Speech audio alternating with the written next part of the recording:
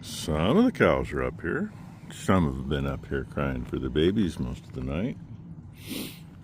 I know there's still some out in the pasture because I could hear them.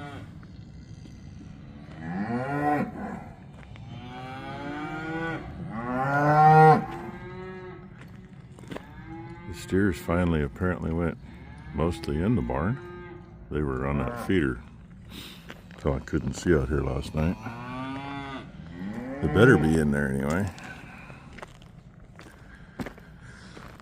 Oh, something else I was gonna say. Oh yeah, that's right. It sure is kind of nice not being in a trailer listening to them all night long, because it can get pretty loud. They haven't been too bad. I remember years where we'd get neighbors 2 or 3 miles away calling and saying, "Are you weaning or is something going on?" I was like, "Oh yeah, we're weaning." I start feeding a lot more grain now too. Yay.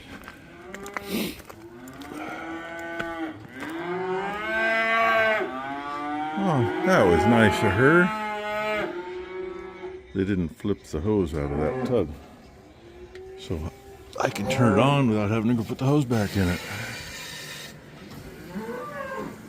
So, feed the dogs, feed some grain, go back in, spend some time visiting with Brother Ed, find a bite to eat, and figure the day out. Well, guess what? Little shit didn't stay in there. Ty said she put the bar underneath that gate too, and she did. That's the only place he can get over there.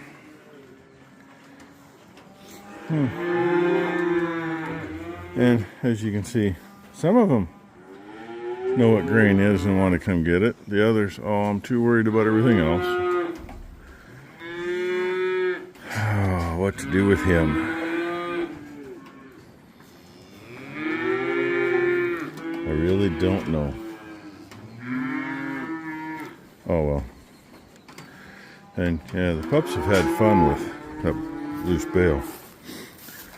I'll clean this up before I trip and fall on it at some point.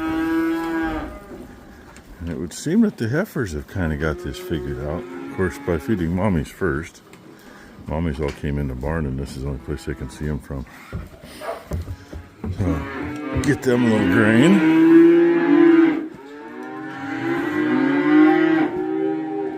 Such a chorus line. What? What do you want? Park the bike, make it this far, and all that are out here run up to me, and there's little shit. I figured he was out here somewhere. Boom. There you can see him. About half of them are out here, if that. The rest are in the feed barn. All some are coming out now. That's, if you can see her or not, Minnie standing in the lot there next to where the heifers are. And I slacked off this morning because this thing's been in for a while, but being a little chilly this morning and whatever else, I just didn't want to come out here that early. So I didn't. And what? Ty should be here in about an hour or so. She stopped on her way to get new tires on her car. So at least she got in early to get that done. And I hope that starts. 2 more settings on that piece. Of course, the very last, well, the next 2 are the shortest 2. Really should be a 18-hour and a 12-hour, but that doesn't work into my schedule very well. You know? I hope that's turned off. I gotta climb through it. I forgot yesterday. Ty had hooked it back up. I don't think I hooked it back up. Hey, you want to find out? I might drop you. It's safe. As long as they don't know that. There's what that belt looks like now. Give you a little perspective. There's not much there, but it just keeps going. You know, we'll use it as long as we can. A little wildlife. I saw Ichabod, then I saw the deer. As the deer stares right at me. I don't know which way Ichabod's looking. But hey, that one's going. I got it sped up. Hopefully shut it off tonight. And I got the little one going. Yeah, she's not worried about me. Neither's Ichabod. Yeah, she made it here. Look at them. Fancy new tires. Very stained. Pinza. Don't think that's what she was telling me she was getting. Knew your ass would be coming up as I was coming down. Would I wish you someplace? Hey, look at that. There he is. He finally got out of bed. No, he's been out of bed. Kiss my ass. He actually got his coffee poured before I got mine poured. Well, Ty went out to look for that cant suck. Couldn't find it, but brought him back in. Hopefully he goes right in there. We lowered that gate to the lower set of hinges. Had to dig a little manure out, but that went just about perfect. I'll give that to you and I'll Kind of hard to make that go any better. There's, I don't know, 8 or 10 cows in the feed barn, and Ty just walked in and got behind him. I walked around. He came out and ran right to where you saw.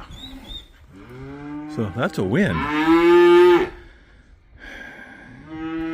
think I'll put something else over there. And the only place he'll be able to get out if he's going to is either right there or under that walk-through gate. Little bugger. Well, looky here. Ty conned him into working on it. He tried what I've already been trying, and that didn't happen. We really don't want to have to take that sumbitch out, because it's not going to be fun. Hey, that over there would be smoke coming up.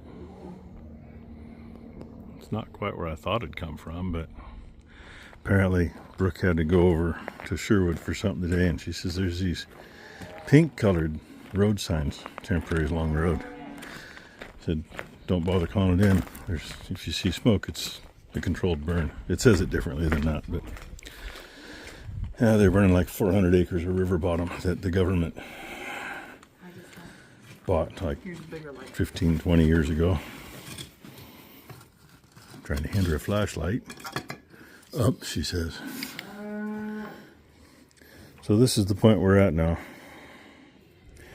See what I'm saying? It's just, yeah. Becky's in town picking up a couple hydrants. He thinks he's finding a roll pin. Unless it's just another damn rock. I don't know what he's finding. Yeah, I know, there's water in the hole. We've turned it on and off a couple of times, make sure the drain was working appropriately. I gotta find something to lay in there to shim against the post and drop some plumber's tape around there. And go from there. See how this works out if we got to do this ever again, because they say you do that and then you don't have to dig it up, yada yada. But what do you do at the bottom when you can't get down there to put thread tape on? That's my question. I mean, I know what I'd do. I'd use some dope besides the dope that we use. It's taped and doped, but I'd use some dope besides what we used. Stuff I use on fuel fittings and stuff, and I'd put it into the female threads and go that route. But post is notched, that board really could have lost a little more, but I'm not gonna tear stuff apart to get in there. And no, we don't have the manifold on there. I'm seriously thinking about doing something different for the manifold. Maybe put a union in there, then it can be taken apart if need be. And in the midst of all this, I had an extra top piece, and I cleaned it up.